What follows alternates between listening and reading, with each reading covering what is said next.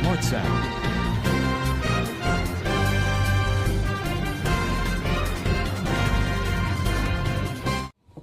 ನಮಸ್ಕಾರ ಫ್ರೆಂಡ್ಸ್, ನಿಮಗೆಲ್ಲರಿಗೂ ಸರೋಜ ಚಂಗುಳಿ ಸಬ್ ಚಾನಲ್ಗೆ ಸ್ವಾಗತ.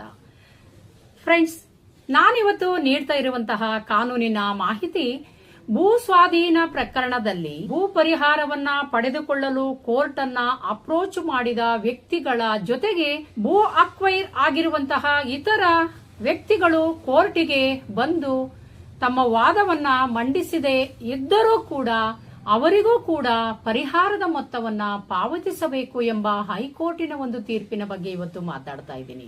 ಹೌದು ಫ್ರೆಂಡ್ಸ್, ನ್ಯಾಯಯುತವಾಗಿ ನಿರ್ಧರಿಸಲಾದ ಭೂ ಸ್ವಾಧೀನ ಪರಿಹಾರದ ಪ್ರಯೋಜನವನ್ನು ಭೂ ಮಾಲೀಕರಿಗೆ ನೀಡುವಾಗ ನ್ಯಾಯಾಲಯವನ್ನ ಸಂಪರ್ಕಿಸದವರಿಗೂ ಕೂಡ ಪ್ರಯೋಜನವು ವಿಸ್ತರಿಸುತ್ತದೆ ಎಂದು ಹಿಮಾಚಲ ಪ್ರದೇಶದ ಹೈಕೋರ್ಟಿನ ನ್ಯಾಯಮೂರ್ತಿ ಅಜಯ್ ಮೋಹನ್ ಗೋಯಲ್ ಅವರ ಪೀಠ ತೀರ್ಪನ್ನ ನೀಡಿದೆ. ಸಾಕಷ್ಟು ಭೂ ಸ್ವಾಧೀನ ಪ್ರಕರಣಗಳಲ್ಲಿ ಕೆಲವೊಂದು ಭೂ ಮಾಲೀಕರು ಕೋರ್ಟಿಗೆ ಪರಿಹಾರಕ್ಕಾಗಿ ಹೋಗ್ತಾರೆ, ಹಾಗೆ ಹೆಚ್ಚಿನ ಪರಿಹಾರಕ್ಕಾಗೂ ಕೂಡ ನ್ಯಾಯಾಲಯವನ್ನ ಮೊರೆ ಹೋಗ್ತಾರೆ. ಆದರೆ ಸಾಕಷ್ಟು ಜನರಿಗೆ ಕಾನೂನಿನ ಕೊರತೆ ಇರಬಹುದು, ಆರ್ಥಿಕ ಕೊರತೆ ಇರಬಹುದು. ಆ ಕಾರಣಗಳಿಗಾಗಿ ಅವರು ಕೋರ್ಟಿಗೆ ಹೋಗಿ ಪರಿಹಾರವನ್ನ ಕೇಳಿಕೊಳ್ಳದೇ ಇರೋದಿಲ್ಲ. ಆದರೆ ಅಕ್ಕಪಕ್ಕದ ಜಮೀನಿನ ಭೂ ಮಾಲೀಕರು ಪರಿಹಾರ ಕೇಳಿ ಹಾಕಿರುವ ಪ್ರಕರಣದಲ್ಲಿ ವ್ಯಾಲ್ಯೂಯೇಷನ್ಗೆ ಸರಿಯಾದ ಪರಿಹಾರವನ್ನು ಕೂಡ ಉಳಿದ ಪರಿಹಾರಕ್ಕೆ ಅರ್ಹರಾದ ವ್ಯಕ್ತಿಗಳಿಗೂ ಕೂಡ ಕೊಡಬೇಕು ಅಂತ ಹೇಳಿ ಹೈಕೋರ್ಟ್ ತನ್ನ ನ್ಯಾಯಪೀಠದಿಂದ ಒತ್ತಿ ಹೇಳಿದೆ. ಒಂದು ನಿರ್ದಿಷ್ಟ ಪರಿಹಾರದ ದರವನ್ನ ನ್ಯಾಯಾಂಗವು ನಿರ್ಧರಿಸಿದ ನಂತರ ಅದು ನ್ಯಾಯಯುತ ಪರಿಹಾರ ಆಗಿರುತ್ತದೆ. ನ್ಯಾಯಾಲಯವನ್ನು ಸಂಪರ್ಕಿಸಲು ಸಾಧ್ಯವಾಗದವರಿಗೂ ಸಹ ಅದರ ಪ್ರಯೋಜನವನ್ನು ನೀಡುವುದು ಕಾನೂನಿನ ದೃಷ್ಟಿಯಲ್ಲಿ ಮತ್ತು ನ್ಯಾಯದ ದೃಷ್ಟಿಯಲ್ಲಿ ಸರಿಯಾಗಿರುತ್ತದೆ ಎಂದು ಮಾನ್ಯ ಸುಪ್ರೀಂ ಕೋರ್ಟ್ ನೀಡಿದ ತೀರ್ಪಿನ ಹಿನ್ನೆಲೆಯಲ್ಲಿ ಅರ್ಜಿದಾರರಿಗೆ ಈ ಪ್ರಯೋಜನವನ್ನು ನೀಡದಿರುವ ಪ್ರತಿವಾದಿಗಳ ಕ್ರಮವನ್ನು ಅನಿಯಂತ್ರಿತ ಮತ್ತು ತಾರತಮ್ಯ ಹಾಗೂ ಕಾನೂನಿನ ದೃಷ್ಟಿಯಲ್ಲಿ ಸಮರ್ಥನೀಯವಲ್ಲ ಅಂತ ಹೇಳಿ ಹೈಕೋರ್ಟ್ ತನ್ನ ತೀರ್ಪಿನಲ್ಲಿ ಹೇಳಿದೆ.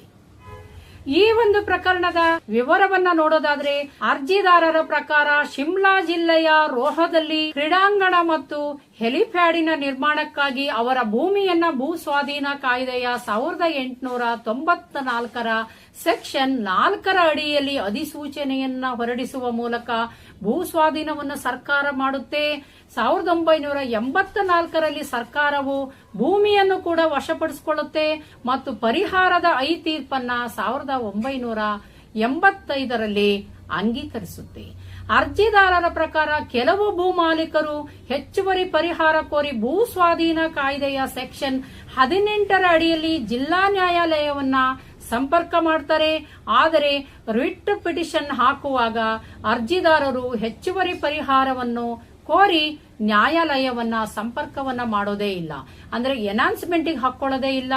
ನ್ಯಾಯಾಲಯವನ್ನು ಸಂಪರ್ಕಿಸಿದ ಇತರ ಭೂ ಮಾಲೀಕರ ಉಲ್ಲೇಖಗಳನ್ನು 1997 ಜಿಲ್ಲಾ ನ್ಯಾಯಾಧೀಶರು ನಿರ್ಧರಿಸಿದರು ಮತ್ತು ಭೂ ಪರಿಹಾರವನ್ನು ಪ್ರತಿ ಬಿಸ್ವಾಗೆ 23,440 ರುಗೆ ಹೆಚ್ಚಿಸಲಾಗುತ್ತೆ. ಜಿಲ್ಲಾ ನ್ಯಾಯಾಧೀಶರು ನೀಡಿದ ತೀರ್ಪನ್ನು ರಾಜ್ಯ ಸರ್ಕಾರವು ಹೈಕೋರ್ಟಿನಲ್ಲಿ ಅಂದರೆ ಫಸ್ಟ್ ಅಪೀಲ್ನಲ್ಲಿ ವಿಚಾರಣೆಯನ್ನ ಕೈಗೆತ್ತಿಕೊಳ್ಳುತ್ತೆ. ಭೂ ಸ್ವಾಧೀನ ಕಾಯ್ದೆಯ ಸೆಕ್ಷನ್ 28A ಅಲ್ಲಿ ಅರ್ಜಿಯನ್ನ ಸಲ್ಲಿಸುತ್ತಾರೆ.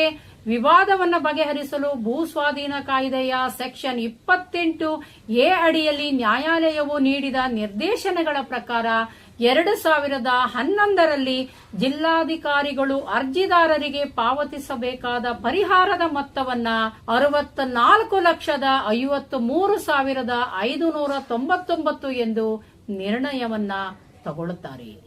ಅರ್ಜಿದಾರರ ಪ್ರಕಾರ 2012 64,53,599 ಮೊತ್ತವನ್ನು ಅರ್ಜಿದಾರರ ಪರವಾಗಿ ಪರಿಶೀಲನೆ ಮಾಡುತ್ತಾರೆ ಮತ್ತು 54,23,039 ರೂಪಾಯಿಗೆ ಅದನ್ನ ರೆಡ್ಯೂಸ್ ಮಾಡಲಾಗುತ್ತೆ. ಕೆಲವು ಭೂಮಾಲೀಕರು ಭಾರತದ ಅಂದರೆ ಸರ್ವೋಚ್ಚ ನ್ಯಾಯಾಲಯದ ಸುಪ್ರೀಂ ಕೋರ್ಟ್ ಅನ್ನ ಸಂಪರ್ಕ ಮಾಡ್ತಾರೆ ಅನೌನ್ಸ್ಮೆಂಟಿಗಾಗಿ, ಅಂದ್ರೆ ನಮಗೆ ಪರಿಹಾರದ ಮೊತ್ತವನ್ನ ಹೆಚ್ಚು ಮಾಡಿ ಅಂತ. ಮೊದಲ ಮೇಲ್ಮನವಿಯಲ್ಲಿ ಉಚ್ಚ ನ್ಯಾಯಾಲಯವು ನೀಡಿದಂತಹ ತೀರ್ಪುಗಳಿಂದ ಅವರು ಸಫರ್ ಆಗಿದ್ದಾರೆ ಮತ್ತು ನ್ಯಾಯಾಲಯವು ಜುಲೈ 1, 1984ರಿಂದ ಭೂಮಾಲೀಕರನ್ನು ಜಮೀನಿನಿಂದ ತೆರವುಗೊಳಿಸಿದ ದಿನಾಂಕ 2/9/93ರವರೆಗೆ ಜಮೀನಿನ ಮಾರುಕಟ್ಟೆಯ ಬೆಲೆಯ ಮೇಲೆ 15% ನಷ್ಟವನ್ನ ಅನುಭವಿಸಿದ್ದಾರೆ ಎಂಬ ಅಂಶಗಳನ್ನ ಮೇಲ್ಮನವಿ ನ್ಯಾಯಾಲಯವು ತನ್ನ ಗಣನೆಗೆ ತೆಗೆದುಕೊಳ್ಳುತ್ತೆ. ರಿಟ್ ಅರ್ಜಿದಾರರ ವಾದ ಏನಾಗಿತ್ತು ಅಂದ್ರೆ, ಸುಪ್ರೀಂ ಕೋರ್ಟಿನ ತೀರ್ಪಿನ ಪ್ರಕಾರ ಅರ್ಜಿದಾರರ ಭೂಮಿಯನ್ನ ಅದೇ ಅಧಿಸೂಚನೆಯಲ್ಲಿ ಸ್ವಾಧೀನಪಡಿಸಿಕೊಳ್ಳಲಾಗಿದೆ. ಅರ್ಜಿದಾರರು ಪರಿಹಾರಕ್ಕೆ ಅರ್ಹರಾಗಿದ್ದರು. ಸುಪ್ರೀಂ ಕೋರ್ಟ್ನ ಮುಂದೆ ಮೇಲ್ಮನವಿಯನ್ನ ಸಲ್ಲಿಸಿದ ವ್ಯಕ್ತಿಗಳಿಗೆ ಹೆಚ್ಚುವರಿ ಪರಿಹಾರವನ್ನ ನೀಡಿದರೆ, ಆದರೆ ನಮಗೂ ಕೂಡ ಹೆಚ್ಚಿನ ಪರಿಹಾರವನ್ನ ನೀಡಬೇಕು ಅಂತ ಹೇಳಿ ಅರ್ಜಿದಾರರು ಹೈಕೋರ್ಟ್ ಅಲ್ಲಿ ಕೇಳಿಕೊಂಡಿರ್ತಾರೆ. ಅರ್ಜಿದಾರರನ್ನು ತಾರತಮ್ಯ ಮಾಡಲಾಗಿದೆ ಮತ್ತು ಆಕ್ಷೇಪಾರ್ಹ ಆದೇಶದ ಪ್ರಕಾರ ಅರ್ಜಿದಾರರು ತಮಗೆ ಸದರಿ ಹೆಚ್ಚಿಸಿದ ಮೊತ್ತವನ್ನು ನೀಡಬೇಕೆಂದು ಸಲ್ಲಿಸಿದ ಅರ್ಜಿಯನ್ನ ಕಲೆಕ್ಟರ್ ನಿರಂಕುಶವಾಗಿ ವಜಾ ಮಾಡ್ತಾರೆ.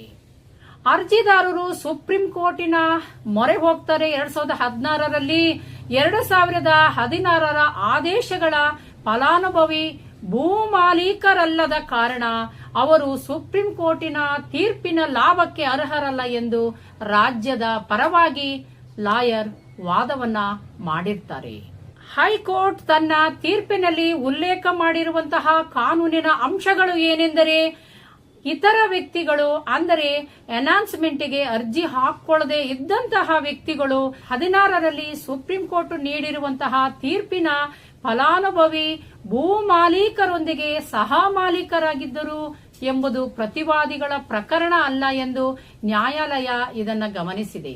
ಭೂ ಸ್ವಾಧೀನ ಕಾಯ್ದೆಯ 1894ರ ಸೆಕ್ಷನ್ 28A ನಲ್ಲಿ ಉಲ್ಲೇಖ ಮಾಡಿರುವಂತೆ ನ್ಯಾಯಾಲಯದ ತೀರ್ಪಿನ ಆಧಾರದ ಮೇಲೆ ಪರಿಹಾರದ ಮೊತ್ತವನ್ನು ಮರು ನಿರ್ಣಯಿಸುವ ತತ್ವವು ಮೇಲ್ಮನವಿ ಸಲ್ಲಿಸಿದ ಸಂತ್ರಸ್ತರಿಗೂ ಹೆಚ್ಚಿನ ಪರಿಹಾರವನ್ನು ನೀಡುವಂತೆ ಹೈಕೋರ್ಟ್ ಆದೇಶಿಸಿದೆ. ರಿಟ್ ಅರ್ಜಿಯನ್ನು ಅದಕ್ಕೆ ಅನುಗುಣವಾಗಿ ವಿಲೇವಾರಿಯನ್ನ ಮಾಡುತ್ತೇನೆ ಎಂದು ಹೈಕೋರ್ಟ್ ಭೂ ಮಾಲೀಕತ್ವವನ್ನು ಹೊಂದಿದ ಇತರರಿಗೂ ಪರಿಹಾರವನ್ನು ಕೊಡಬಹುದು ಅಂತ ಹೇಳಿ ಈ ಒಂದು ತೀರ್ಪನ್ನ ನೀಡಿದೆ. ಫ್ರೆಂಡ್ಸ್, ಈ ಒಂದು ತೀರ್ಪಿನ ಬಗ್ಗೆ ಹೆಚ್ಚಿನ ಮಾಹಿತಿ ನಿಮಗೆ ಬೇಕು ಅಂದ್ರೆ Vishwanath Sharma and others versus Himachal Pradesh ಕೇಸನ್ನು ನೋಡಬಹುದು. ಇದಕ್ಕೆ ಲಿಂಕ್ ಆಗಿ HHC 30828 ಪ್ರಕರಣವನ್ನ ನೀವು ಗೂಗಲ್ ಅಲ್ಲಿ ಸರ್ಚ್ ಮಾಡ್ಕೊಂಡು ನೋಡಿದ್ರೆ ಹೆಚ್ಚಿನ ಮಾಹಿತಿ ನಿಮಗೆ ಲಭ್ಯ ಆಗ್ತದೆ ಅಂತ ಹೇಳ್ತಾ ಈ ಒಂದು ಎಪಿಸೋಡ್ ಅನ್ನ ಮುಗಿಸ್ತಾ ಇದ್ದೀನಿ. Thank you for watching Saroja Changolli sub channel.